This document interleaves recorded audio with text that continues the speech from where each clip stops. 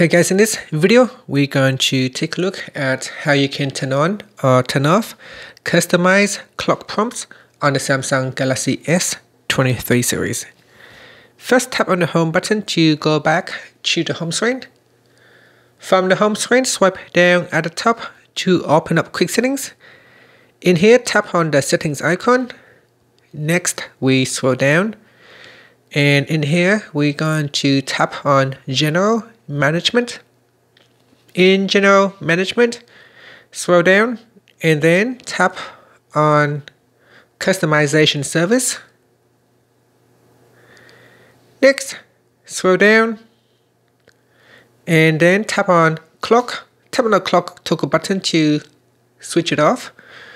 Tap on it to turn it on. This will allow you to get prompted to turn off your regular wake up alarm if you get up before it goes off. If you don't want to use this function, you can switch it off. And that's it. Finally, you can tap on the home button to return back to the home screen.